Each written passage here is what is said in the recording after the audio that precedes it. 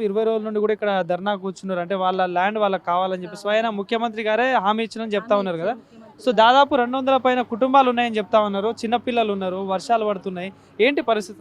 పరిస్థితి అంటే ఇక వాళ్ళు అయోమయం పరిస్థితిలో ఉన్నారు, వాళ్ళకి తెలియని స్థితిలో ఉన్నారు. వాళ్ళు రేవంత్ రెడ్డి రావాలి, న్యాయం జరగాలని వాళ్ళు ఒక నమ్మకంతో కూర్చున్నారు బున్పం వేసుకొని.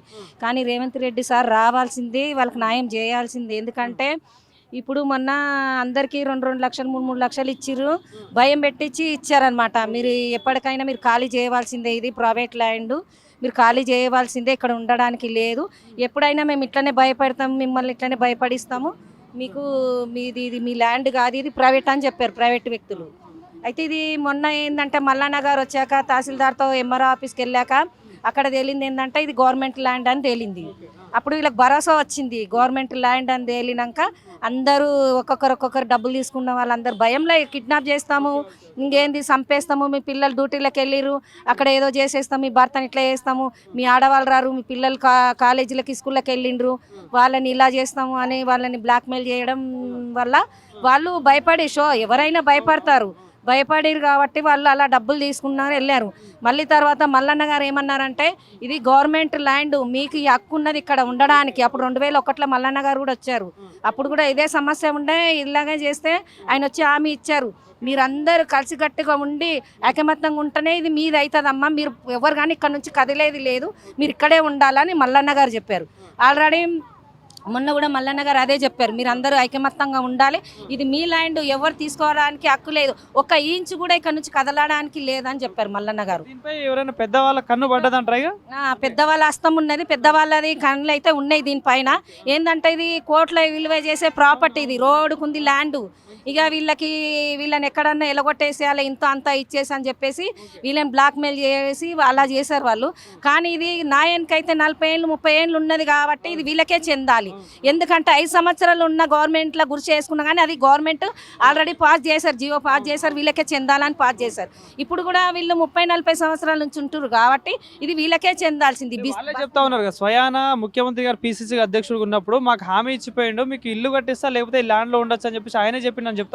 చెప్పాను, ఆయనే డబుల్ బెడ్రూమ్ నేను కట్టిస్తాను, ఇందులో మీకే పట్టాలు ఇస్తాను, నేను మీకు అన్ని నల్ల సౌకర్యం కరెంటు బిల్ అన్ని మీ పేర్ల మీద చేస్తాను, పట్టాలు ఇస్తానని చెప్పారు.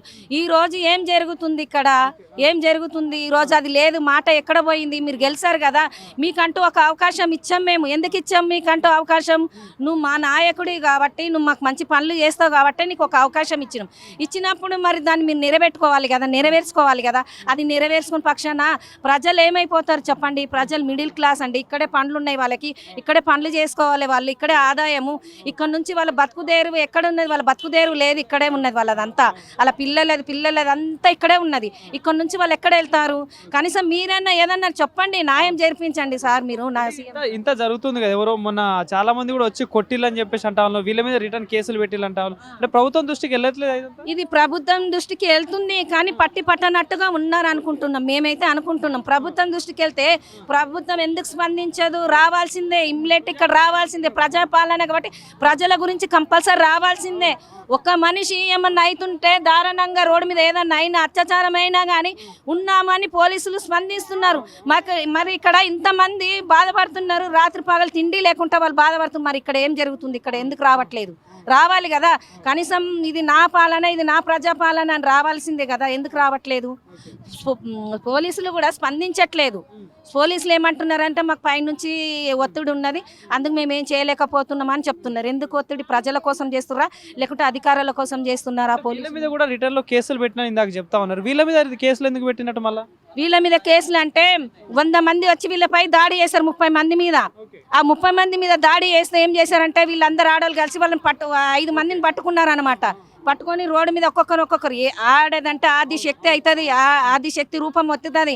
ఎందుకంటే ఆడవాళ్ళు వాళ్ళు పట్టుకొని 5 మందిని పట్టుకొని రూమ్లో కట్టేసి చాలా మంది ఒక్కరాని కొట్టలు ఎంతో మంది కొట్టారు. ఆడవాళ్ళు ఏం చేస్తున్నారో తెలియక భయంతో కొట్టారు, వాళ్ళు కొట్టారు, ఆడవాళ్ళు ఎంతో మంది కొట్టారు. అది కేసు అవ్వదు, ఎందుకంటే ప్రాణరక్షణ కోసము, అది వాళ్ళ ప్రాణరక్షణ కోసం వాళ్ళు కాపాడుకోవడానికి వాళ్ళు అందరూ లేడీస్ కొట్టారు. అయితే లేడీస్ మీద 44 మంది మీద కేసులు వేసారు వాళ్ళ మీద.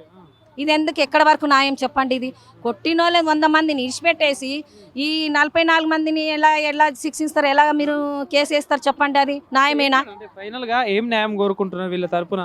ఏం న్యాయం కోరుకుంటున్నామంటే వీళ్ళ ఇండ్లు వీళ్ళకి ఇవ్వాలి, వీళ్ళ పట్టాలు వీళ్ళకి ఇచ్చేయాల్సిందే. ఎందుకంటే గవర్నమెంట్ ల్యాండ్ కాబట్టి వీళ్ళకే చెందాల్సింది. అది ఇంత ఇంచు కూడా ఎవరికి జరగడానికి లేదు, ఇంత ఇంచు కూడా పోవడానికి లేదు. ఎక్కడ దాకా ధర్నా చేయాలంటే అక్కడ దాకా చేస్తాం, నిరాహార దీక్ష చేయాలంటే నిరాహార దీక్ష కూడా చేస్తాం మేము. అంటే ల్యాండ్ అనేసరికి పెద్ద పెద్ద వాళ్ళు ఉన్నారని చెప్పేసి అంటా ఉన్నారు. నార్మల్ బయట బడా నాయకుల ల్యాండ్లే కబ్జాలు అవుతా ఉన్నాయి. ఇప్పుడు సామాన్య ప్రజలు వీళ్ళకి న్యాయం జరుగుతుంది అనుకుంటున్నారు. జరగాలి, ప్రజాపాలనే కదా. సీఎం సార్ జరిపించాలి, ఇది న్యాయం జరిపించాలి. ఆయనే కదా వచ్చి హామీ ఇచ్చాడు కదా, ఆయన మాటలు నిలబెట్టుకోవాలి. ఈ రోజు ఆయన మాటలు నిలబెట్టుకోకపోతే ప్రజాపాలన చేయనట్టే, ఇంకా ఆయన ప్రజలకు న్యాయం చేయనట్టే. ఇది నా ఉద్దేశం అండి. ఇది సో ఇదండి ఇక్కడ పరిస్థితి. దాదాపు ఒక 20 రోజుల క్రితం దాదాపు ఒక 40 నుండి 50 మంది వ్యక్తులు వచ్చి అయితే ఇక్కడ స్థానిక కార్పొరేటర్ ఆధ్వర్యంలోనే ఒక 40 మంది వచ్చి కూడా వీళ్ళని అందరినీ కొట్టి ఆ గుడిసెలని కూల్చేశారంటూ వాళ్ళు ప్రధానంగా చెప్తా ఉన్నారు.